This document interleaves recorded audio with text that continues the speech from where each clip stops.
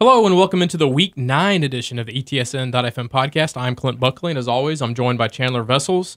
Chandler, this is the final weekend of October. I don't know if you knew that, but after this Friday, there are just 2 weeks left in the regular season. Yeah, it's crazy. I mean, it seems like the season just started, and we're already a couple weeks away from the playoffs now, or 3 weeks away from the playoffs. So, I'm really ready to get into the playoffs. I mean, I know you have those projections, and I'm excited for them. Yes, you hit the nail right on the head. Speaking of the playoffs, I've done some projecting, and there are some possible first-round matchups for every East Texas team up right now on ETSN.fm. If you want to check those out, I'll update those each of the next 2 weeks as we get closer and closer to figuring out the postseason puzzle. So be on the lookout for those as they come down the pipe here in the next couple of weeks. Before we officially start talking playoffs, though, there's some unfinished business remaining in the regular season, starting with Week 9. And there are some games with possible district title implications on the line Friday, and we'll begin in Class 5A. McKinney North at John Tyler, 7 o'clock Friday at Rose Stadium in Tyler. This is a big one for John Tyler. They're beginning a 3-game stretch to end the season against the likely 3 other playoff teams in that district. They haven't played them yet. They're 3-0 in district, but they haven't won a game against a quote-unquote good team in that district yet. So this is going to be a challenge for them to see that tough non-district schedule that they put together. How that will come into play against these good teams that they're going to be facing over the next 3 weeks. McKinney North is 3-1 in district, 6-2 overall. The next week they have Mesquite Poteet, which is the other only lone unbeaten team in the district, and then they close the year with Sherman, which is right in the middle of the playoff discussion as well. So big close to the season for John Tyler. This game. It's going to be kind of important for John Tyler to stop the running game, and that's something that they've been pretty good at all season long. That's been their defensive strength all season is their front. They've done a really good job all year long. McKinney North, they like to run the ball. I mean, look, the last 3 weeks their offense has been going nuts. In the last 3 games, they've averaged 63 points, and they're on a 3-game winning streak, similar to John Tyler. Both teams are hot coming into this one. McKinney North actually put up 90 points on a district opponent a couple of weeks ago. Now, it was Wiley East, which is probably going to finish last in the district, but still, 90 points against anybody is pretty impressive in 11-man football. So props to McKinney North and their offense because they're really bringing it right now. I think they've gone for at least 370 rushing yards in all 3 games during their 3-game winning streak. Wow. So obviously, a key for John Tyler this week is going to be able to how they're going to be able to slow down the run. McKinney North is interesting. They're an interesting offense. Yes, they run the ball a lot, and they throw it a fair amount, and they do it with 2 different quarterbacks. They have one quarterback who's kind of the prototypical pocket passer. He's like 6'5", 215 pounds. And then they have another quarterback who throws a little bit less, but still throws a lot, and is also, I believe, 3rd on the team in rushing. So he's kind of a dual threat guy. So it's kind of a multi-layered offense that John Tyler's going to have to go up against McKinney North. I will say this, though. North's defense has not been that great this year. So I feel like John Tyler, obviously, that they're going to want to run the ball as well. They've got real depth at running back, and they have a really strong offensive line. But I do think there's going to be some big play potential in the passing game available to them because, as we've seen, Devlin Woods hasn't been asked to throw the ball that much. I think he's averaging like 13 passing attempts per game. But he's also averaging like 24, 25 yards per completion. So whenever he does connect with a receiver, big things usually happen. And Keandre Street, I think he's close to 30 yards per catch. So, I think some big plays are going to be there for John Tyler in the passing game, especially if their running game continues to pick up some big chunk plays like they've been doing all year long.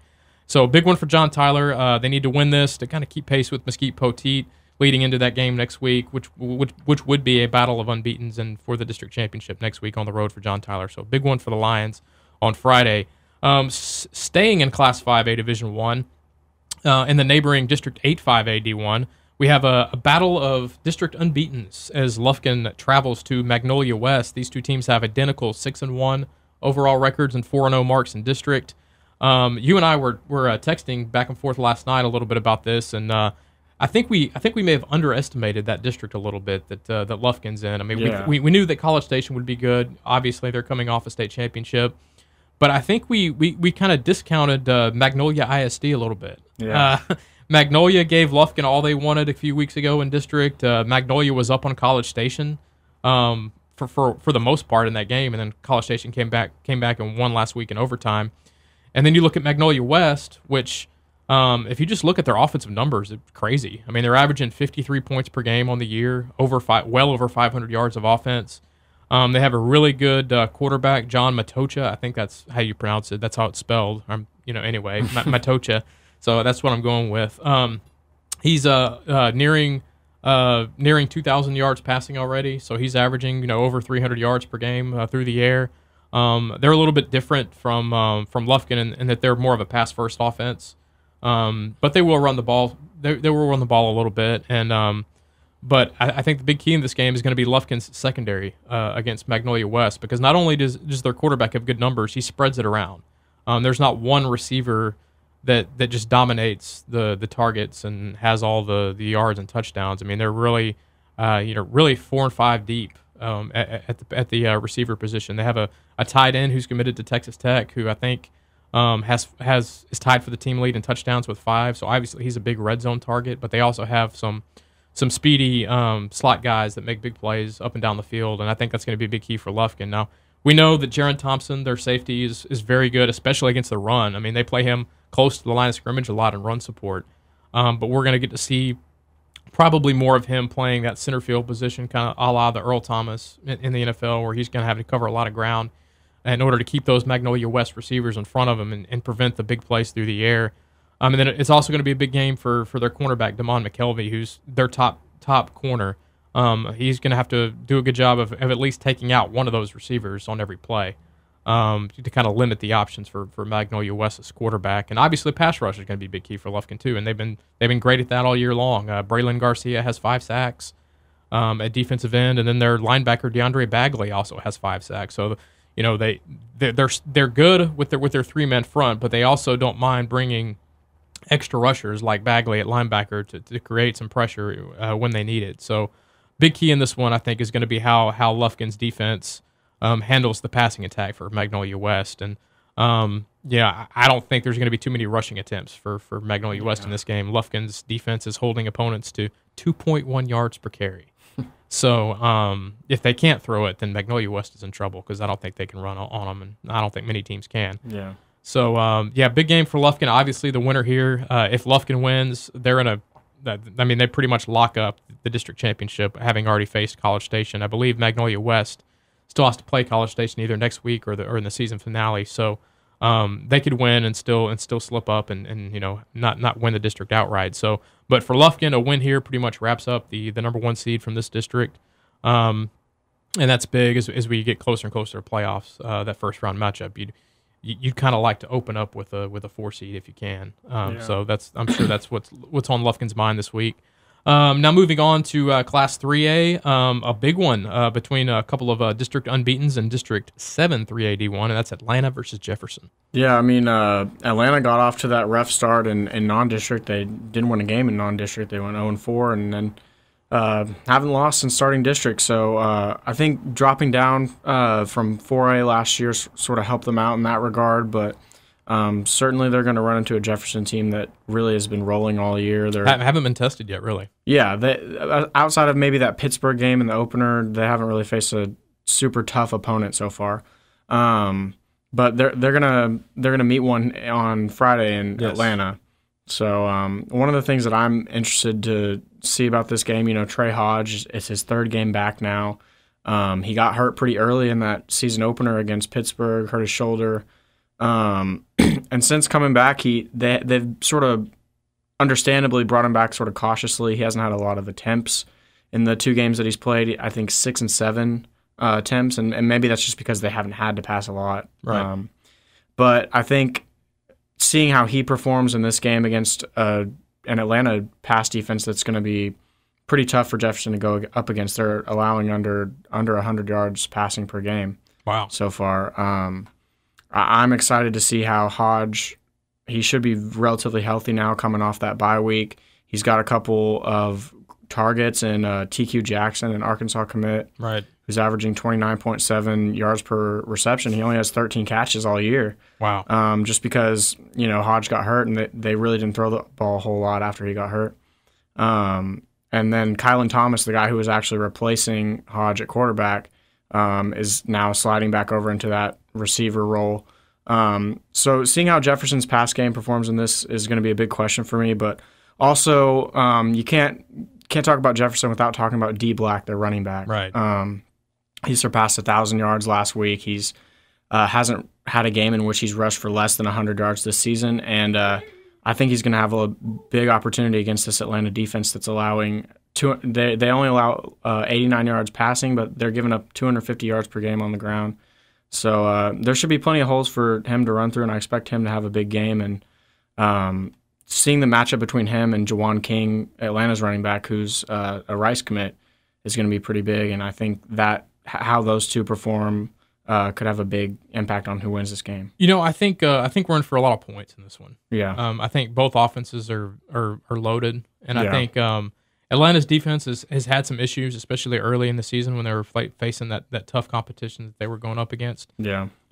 Jefferson, like I said, I mean, they really haven't faced a team like Atlanta yet, with the exception maybe of Pittsburgh in the opener, as far as what Atlanta can bring athletically to the table. So looking forward to seeing this. I think the winner of this not only wins that district, but also is probably a favorite in that region. To get out of Region 2 once the playoffs get going. So looking forward to that one. And then last but not least, big-time battle in Class 2A, 11-2A Division 1. Another battle of district unbeatens, Tenaha and Garrison. Yeah, and this one is pretty much going to be for the district championship. I mean, every other team in that district has at least 2 district losses. So it's difficult to see any team catching up to either of these teams right. Throughout the rest of the season. But I expect Tenaha to have a big game with Jay Lloyd, who's been their biggest offensive weapon all year. He's got, he's finally. I'm glad you brought him up. He's finally getting his due because he's been starting as a freshman, and he's always had to play like second, third, and fourth fiddle to some of the great players that they've had come through there. When you talk about Trey Gardner last year, Trey Gardner, Ontario Thompson, C.J. Horn, the quarterback. I mean, he was always a big part of what they were doing. Yeah, but he wasn't the guy. And he's the guy this year, so I'm happy to see him have the success he's had so far. Yeah, he's getting close to 1,000 yards rushing, and he's got over 250 yards receiving too. So 16 total touchdowns. So yeah, he's finally the man there in Tenaha. They definitely like to get the ball in his hands, but there's a lot of weapons on that Tenaha team as per usual. Yeah, Jaqueline Franks and Eric Smith both have over 400 yards receiving. So Tenaha's a team that. A very balanced team, very deep team, especially for a 2A team. They've got lots of guys that can contribute. Their quarterback, Hayden Jenkins, has been putting up big numbers all year too. So that's his first year as a starter taking over for C.J. Horn. Interesting note, he's also the head coach's son. Yes, Greg Jenkins. So, and then Garrison, they're another balanced team there in 2A. I mean, they've had a few closer calls maybe than Tenaha has so far in district play so far, just looking at the scores. But I think that's par for the course though in that district. I mean, it's so competitive. It's but Tenaha's won pretty handily in all their games so far. But Sebastian Porter, their running back, is I believe third or fourth in East Texas in rushing yards. Well, you would know. You do the stats every week. I'm just trying to remember. I did them last night, but he's got close to 1,500 yards. He's 2 yards away from 1,500 yards rushing and 24 touchdowns. Jeez. And then he also leads them in tackles with 86 on defense. So he's Garrison's MVP for sure. Oh, yeah. And then but he's not the only one on Garrison's defense that's putting up big numbers. I mean, Dallas Porter, who's it's his first year on varsity, already has 5 interceptions in only 6 games so far. Wow. So he's been kind of called up early to make an impact, and he's answered the call. So I remember they've got Jakedrick and Jakadrick Watts, who both have combined for 942 yards rushing and 9 touchdowns. So I'm assuming they're related. I think so, just based on the similarities of their first name and then the same last name. Yeah, so probably related. But yeah, I'm expecting a really close game out of this one. It's obviously going to be Tenaha's biggest test in this district, I think, and like I said before, whoever wins this one is going to come out the district champions. I agree. Well, before we get out of here, we want to give a special shout-out to our offensive and defensive players of the week. Up first, on offense, Carlisle senior quarterback Gerald Turner. He was 8 of 14 for 138 yards and 3 touchdowns passing. And oh, by the way, 12 carries, 163 yards, and 2 touchdowns as a runner in the Indians' 55-12 win over Alto. 55-12 over Alto. Carlisle's running over everyone. Carlisle's it. Yeah. I mean, Carlisle is making noise. I mean, I'm already looking forward to that Carlisle and Tenaha regional final. Yeah. That's what everything's pointing to right now. But anyway, congratulations to Carlisle's Gerald Turner, our Offensive Player of the Week. And on defense. Yeah, Van, defensive end, Jaden Jacobs, he had 16 tackles, 2 sacks, 2 forced fumbles. He recovered one of them. And Van beat Palestine 31-13 on that rainy Friday last week. So yeah, big bounce back for Van after losing to Carthage the week before. They get evened up in district. Yeah, so they got a big one against Kilgore this week. I think that one's huge for as far as district seeding goes. I mean, that could be the difference between second, third, or fourth place in that district. So yeah, big one for Van. So congratulations to those 2 players, Gerald Turner and Jaden Jacobs, our Players of the Week. Well, that's going to do it for this week. Be sure to download the free ETSN mobile app right now. It's available at the App Store and on Google Play. It is the best way to keep track of the best live scoreboard in all of East Texas. No matter where you are on Friday night, our app and our scoreboard is how you keep tabs on every team around the area and their games each Friday night. So be sure to download the free ETSN app right now. If you have any questions or comments for either one of us, you can leave them on the comment section below, or you can hit us up on Twitter. I'm at Clint Buckley. He's at Chandler Vessels. And you can also reach us at ETSN.fm. Well, for Chandler Vessels, I'm Clint Buckley. Everyone have a safe weekend, and we will talk to you again next week.